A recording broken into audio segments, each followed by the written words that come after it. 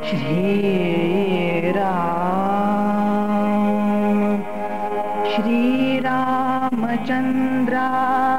करुणा समुद्रा ध्यातो तुझी राजस योग मुद्रा नेत्री नये रे तुझवीण निद्रा कै भेटसी बा मजला सुभद्रा शुका सारिखे पूर्ण वैराग्य जाचे वसिष्ठा परी ज्ञान योगेश्वराचे कवी वाल्मिका सारिखा मान्य ऐसा नमस्कार माझा सद्गुरु रामदासा जय जय रघुवीर समर्थ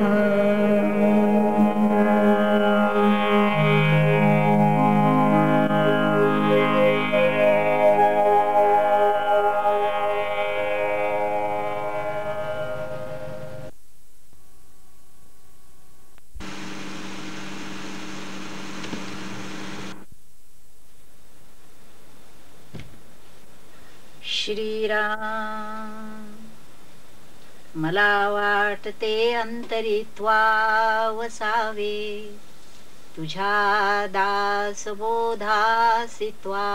बोध व्हावे अपत्या परी पाजवी प्रेम ग्रासा महाराज या सद्गुरु रामदासा जय जय रघुवीर समर्थ।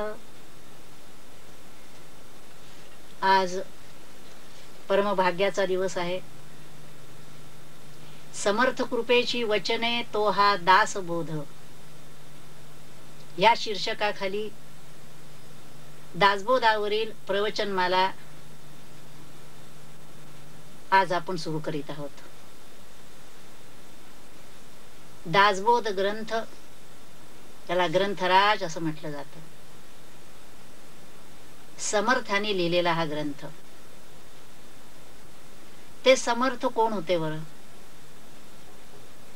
समर्थांचं जन्मगाव जांब, पैठणच्या बाजूला गोदावरीच्या तीरावर। जांब गावी 1530 शके समर्थांचा जन्म झाला। सूर्याजी पंत हे त्यांच्या वडिलांचं नाव, राणूबाई हे मातोश्रींचं नाव। त्या गावचं कुलकर्णी पद त्यांच्याकडे होतं। सर्व तऱ्हेची परिस्थिती चांगली होती, परंतु अत्यंत लहानपणापासूनच समर्थांचं जीवन एक आगळं वेगळं होतं। 10 वर्षाच्या पूर्वीच चिंता करीतो विश्वाची असं म्हणणारे समर्थ वयाच्या 12व्या वर्षी 1542 शके लग्नातून बोहल्यावरून पळून गेले। 12 वर्ष पंचवटीमध्ये त्यांनी पुरस्चरण केलं, तपश्चर्या केली। प्रभू रामचंद्रांचं दर्शन त्यांना झालं, त्यांचा अनुग्रह लाभला। त्यानंतरची 12 वर्ष देशाची परिस्थिती पाहण्यासाठी त्यांनी तीर्थाटन केलं आणि त्यामध्ये एकूण त्यांच्या लक्षात आलं की देशाची परिस्थिती अत्यंत भयानक झालेली आहे। कुणाचा कुणाला मेळ नाहीये। आपलेच लोक एकमेकांमध्ये स्वार्थासाठी भांडतायत, युद्ध करतायत। परकीयांचा अंमल होता, त्यांची गुलामगिरी करण्यामध्ये आपल्या लोकांना मोठे पण वाटत होतं। तिथे एखादी जहागिरी मिळवण्यासाठी आपल्याच लोकांचा वध करण्यासाठी, त्यांचा नाश करण्यासाठी, घर गाव जाळून टाकण्यासाठी ते मागं पुढे पाहत नव्हते। सगळीकडे अत्याचार आणि ती बोकाळलेली होती. अशा वेळेला समर्थांचं अंतःकरण कळवळलं. सामान्यतः असं दिसतं की जी संत मंडळी असतात ती समाजाचा कडे पाठ फिरून समाज विन्मुख होऊन फक्त स्वतःचं जीवन, स्वतःचं कृतार्थता, जीवनाची कृतार्थता लाभावी म्हणून प्रयत्न करणारे असतात. एकांतात जाऊन साधना करतात आणि पुढे देखील समाजाचं जे वातावरण असतं त्याबद्दलचा एक प्रकारचा उबग येतो आणि ती एकांतातच राहणं पसंत करतात. दुर्दैवाने भारतामध्ये असं फार झालं. अनेक संत मंडळी इथं निर्माण झाली, तथापि बरीच मंडळी ही स्वतःपुरती कृतार्थ होऊन राहिली. काही थोडी मंडळी मात्र समाजाच्या ठिकाणी कळवळा उत्पन्न होऊन बुडते हे जन न देखवे डोळा म्हणून देशाची परिस्थिती, समाजाची परिस्थिती पाहून समाजात येऊन लोकोद्धाराचं काम करायला लागली. समर्थांचं वैशिष्ट्य असं आहे की त्यांनी देशाचा विचार केला. सर्व भारतभर भ्रमण केलेलं असल्यामुळे त्यांच्या लक्षात आलं की वेळीच जर काही केलं गेलं नाही, लोकांच्या जागृती निर्माण झाली नाही, लोकांना बलोपासना दिली नाही, तर देश हा पूर्ण रसातळाला जाणार. अर्थात देश रसातळाला म्हणजे समाज रसातळाला, आणि व्यक्तिंता समाज बनत असल्यामुळे समाज जसा अवनत स्थितीला जातो तशी व्यक्तीही जाते. पण त्याचबरोबर व्यक्ती जर उन्नत व्हायला लागली तर समाजही उन्नत होतो आणि देशालाही उन्नत स्थिती प्राप्त होते. त्यामुळे एक एक व्यक्तीला जागृत करणं अत्यंत आवश्यक आहे हे समर्थांच्या लक्षात आलं. आणि समर्थ 1566 मध्ये चाफळ खोऱ्यामध्ये आले. तिथं त्यांनी राम मंदिराची स्थापना केली. त्याच्यानंतर मारुती मंदिरे ठिकठिकाणी स्थापली आणि लोकांच्या मध्ये जागृती करायला सुरुवात केली. आपण स्वतः तयार झालेलो आहोत, परंतु लोकांनाही तयार करणं आवश्यक आहे हे लक्षात आलं. आणि पुढच्या सर्व काळामध्ये त्यांनी ते काम केलं आणि त्याच्या जोडीला शिवाजी राजांची जोड त्यांना मिळाली. आणि त्यामुळे असं म्हटलं जातं की समर्थांची युक्ती आणि शिवाजी राजांचं शौर्य ह्या दोन्हीमुळे महाराष्ट्र त्यावेळेला तरला गेला. नाहीतर आज काय परिस्थिती झाली असती आपण कुठे असतो सांगता येत नाही. आणि महाराष्ट्र तरला तर त्याचा परिणाम सगळ्या देशावर होणार हे लक्षात आल्यामुळे समर्थांनी प्रयत्नांची पराकाष्ठा केली. परंतु हे सगळं करत असताना लक्षात आपण घ्यायला पाहिजे की केवळ समाजाचा कळवळा आल्याने किंवा देशाचा कळवळा आल्याने काम करणारी जी मंडळी असतात, देशभक्त असतात, समाजसेवा करणारी मंडळी असतात, त्यांना जर परमार्थाचा पाया नसेल तर ते कार्य जे होतं ते आणि परमार्थाच्या पायावर स्वतः पूर्ण होऊन इतरांना कृतार्थतेचा मार्ग दाखवणारी मंडळी जे काम करतात ते ह्या दोन्ही मध्ये खूपच अंतर आहे. समर्थांच्या बाबतीत समर्थ स्वतः पूर्ण होऊन इतरांनाही त्यांनी तो मार्ग दाखवला आणि त्या जोडीनं समाजाचा, देशाच्या उन्नतीचा विचार करायला लावला. म्हणून समर्थांचं वैशिष्ट्य आहे. आणि समर्थांचं आणि दासबोधाच्या शिकवणीचं वैशिष्ट्य हे आहे की स्वतः तयार व्हायला पाहिजे आणि त्या तयार झालेल्या भूमीवर समाजकारण, राजकारण हे करायला पाहिजे.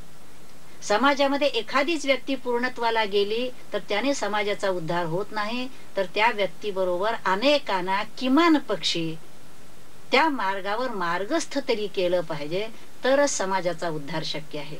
आणि हे समर्थांचं वैशिष्ट्य होतं. आणि म्हणून दासबोध जो त्यांनी लिहिला तो जवळजवळ शेवटच्या काळात त्यांनी दासबोध लिहिलेला आहे. 1603 मध्ये तो दासबोध पूर्ण झाला आणि पुढे काही दिवसातच समर्थ निजधामी प्रयाण केलेला आहे.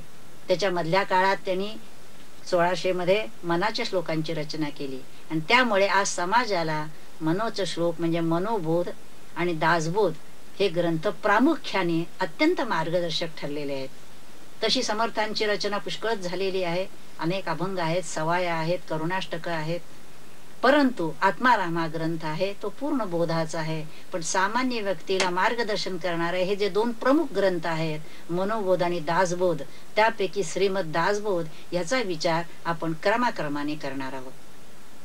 त्यातही विचार करताना 20 दशक आणि प्रत्येकामध्ये 10-10 समास, याप्रमाणे 200 समास याच्यामध्ये आहेत. ते सर्वच्या सर्व घेणं आपल्याला शक्य नाही, परंतु त्यातले साधनेच्या दृष्टीनं जे अत्यंत आवश्यक समास आहेत त्याचा आपण विचार करणार आहोत. कारण कोणताही ग्रंथ जो असतो त्या ग्रंथामध्ये प्रमुख विषय एक असतो आणि काल सापेक्ष काही गोष्टी आलेल्या असतात, त्या त्या काळाला उपयोगी असतात. पुढच्या काळामध्ये त्याच्या उपयोगी ठरतात असं नाही, अनेक बदल झालेले असतात. त्यामुळे काल सापेक्ष गोष्टी काढून जो मुख्य विषय आहे, तो मुख्य विषय काय आहे तो आपण बघणार आहोत. कोणताही ग्रंथ बघायचा झाला तर काही काही गोष्टी बघायला लागतात. त्याच्यात प्रमुख गोष्ट म्हणजे ग्रंथाचा कर्ता कोण आहे, ग्रंथाचे श्रोते कोण आहेत, ग्रंथाचा विषय काय दिलेला आहे, कोणत्या पद्धतीनं तो मांडलेला आहे आणि त्या ग्रंथाची फलश्रुती काय आहे. इथं आपण दासबोधाच्या बाबतीत जर बघायचं झालं तर ग्रंथाचे कर्ते आहेत प्रत्यक्ष समर्थ रामदास स्वामी, जे तिन्ही प्रचितीने पूर्ण झालेले आहेत.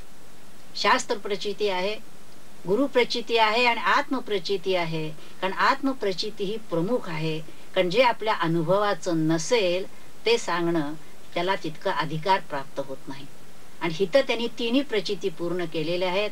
नाना ग्रंथांचा अभ्यास केलेला आहे, त्यांच्यावर प्रत्यक्ष रामचंद्रांची कृपा झालेली आहे आणि त्यामुळे त्यांनी जो ग्रंथ लिहिलेला आहे त्याला विशेष महत्व आहे. असे अधिकारी वक्ते ह्याला लावलेले आहेत. श्रोते जे आहेत ते श्रोते देखील अधिकारी पाहिजेत. श्रोते कसे पाहिजेत हे म्हणताना असं म्हटलेलं आहे की श्रोता जो आहे तो त्याची पूर्व तयारी पाहिजे, त्याचाही शास्त्राचा अभ्यास झालेला पाहिजे. वक्ता जे काही सांगतो आहे ते सांगणं ग्रहण करण्याची ताकद त्याच्यामध्ये पाहिजे. प्रतिपक्ष करण्याची तयारी पाहिजे, प्रतिप्रश्न आले पाहिजे. जे काही समजलेलं आहे त्याच्यामध्ये काही शंका आलेली असेल तर प्रश्न विचारायला पाहिजे. पुष्कळ वेळा असं दिसतं की श्रोत्यांना जर म्हटलं प्रश्न विचारा तर शक्यता अशी असते की काहीच कळलेलं नसेल तरी तो प्रश्न विचारू शकत नाही आणि पूर्ण झाला असेल तर त्याला प्रश्न शिल्लक राहत नाही. परंतु पूर्ण झालेली अशी व्यक्ती फार क्वचित असल्यामुळे जर त्या समोरचे श्रोते साधना करत असतील तर अनेक प्रश्न शेवटच्या पल्ल्यावर येईपर्यंत समोर येत असतात आणि खरा साधक जो असतो ते सर्व गोष्टी उलगडून घेत असतो. कारण कोणतीही शंका मनामध्ये जर राहिली तर साधना करताना अडथळा येतो. एखादी शंका मनामध्ये घेऊन जर ध्यानाला व्यक्ती बसली तर ध्यान शांतपणाने होऊ शकत नाही, तो प्रश्न सारखा डाचत राहतो.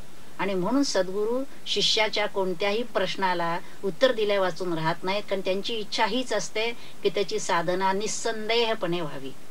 आणि म्हणून असे श्रोते जर समोर मिळाले तर त्याप्रमाणे वक्त्यालाही सांगावं असं वाटतं. आता वक्ता श्रोत्यामधले संबंध काय असावेत तर वक्त्याबद्दल श्रोत्यांच्या मनामध्ये आदरयुक्त प्रेम पाहिजे. जे वक्ता सांगेल ते बरोबरच असणार ह्याविषयी पूर्ण खात्री पाहिजे. ते जे सांगतात ते आपल्या कल्याणाचं आहे हे लक्षात घेऊन त्यांनी सांगितलेली प्रत्येक गोष्ट आचरणात आणायचा आटोकाट प्रयत्न केला पाहिजे. त्यासाठी तन मन धन वेचलं पाहिजे आणि ती साधना केली पाहिजे. आता इथं श्रोते आहेत समर्थ आणि श्रोते आहेत कल्याण स्वामी आहेत, अकाबाई आहेत आणि वक्ता जो आहे ते प्रत्यक्ष समर्थ आहे. ही श्रोत्या वक्त्याची जोडी झाल्यानंतर विषय काय आहे तोही आपल्याला बघायला पाहिजे. विषय आहे तो अध्यात्म निरूपण निरोपिले असं म्हटलेलं आहे.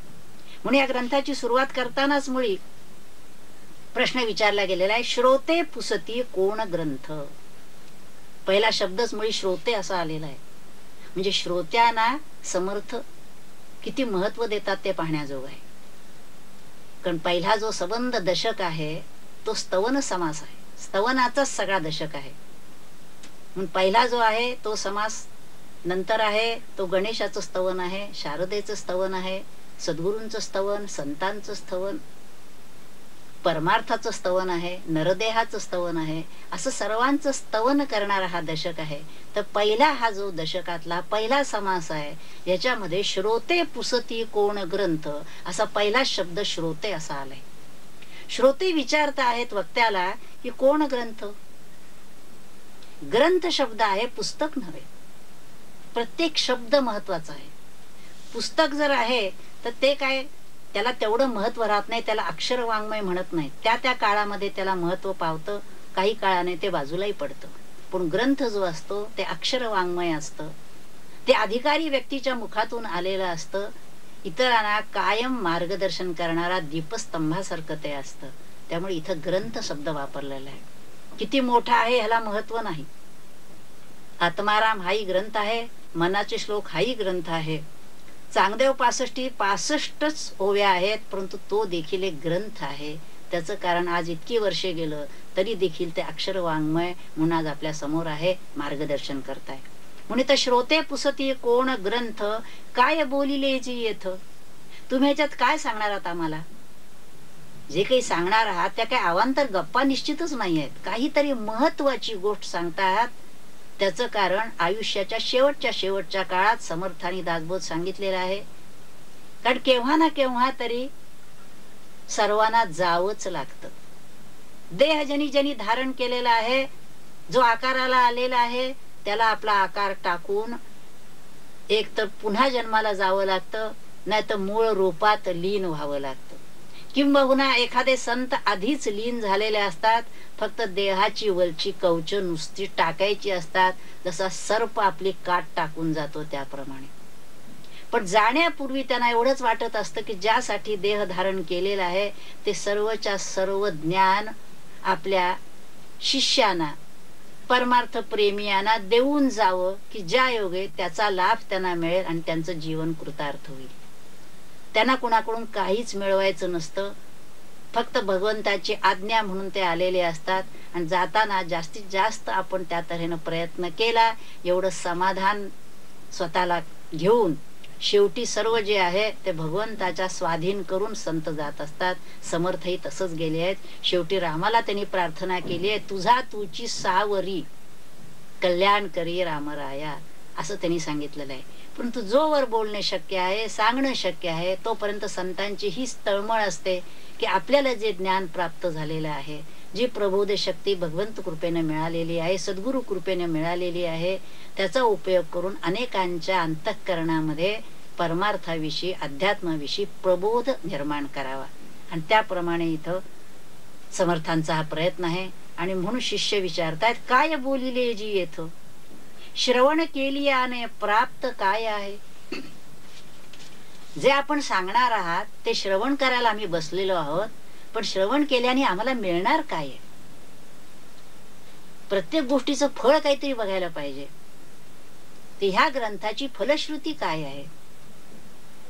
ग्रंथामध्ये 2 प्रकार आहेत. एक पारमार्थिक ग्रंथ आहेत, एक आध्यात्मिक ग्रंथ आहेत. काही जे ग्रंथ वाचले जातात, पोथ्या वगैरे असतात, पोथ्या पुराण असतात. काही ग्रंथामध्ये ऐहिक समृद्धी आणि पारत्रिक कल्याण थोडंफार असं अपेक्षित असतं. आणि आध्यात्मिक ग्रंथ जे असतात त्याच्यामध्ये पारत्रिक कल्याणच फक्त अपेक्षित असतं. म्हणून उपनिषद, भगवद्गीता, ज्ञानेश्वरी, दासबोध हे सगळे जे ग्रंथ आहेत हे अध्यात्माचे ग्रंथ आहेत. ऐहिक समृद्धीचा विचार येथे नाही. म्हणून कुठलेही हे ग्रंथ आपण वाचले तर त्याच्यामध्ये तुमचं घर होईल, संसार चांगला चालेल, मुलं बाळ मिळतील, सगळं अशा तऱ्हेचा विचार कुठेही आलेला नाहीये. पुन्हा पुन्हा जे त्यांनी सांगितलं, आत्मज्ञान आणि आत्मज्ञानाचा मार्ग, जीवनाची कृतार्थता. तसा दासबोध हा ग्रंथ देखील आध्यात्मिक मार्गदर्शन करणार आहे. इतर अनेक विषय त्या त्या काळाला अनुरूप आलेले आहेत, परंतु मुख्य हरिकथा निरूपण असं समर्थांनी म्हटलंय. दुसरे ते राजकारण, तिसरे ते सावधपण सर्व विषयी, किंवा बहुधा अध्यात्म निरोपण निरोपिले असं त्यांनी म्हटलेलं आहे.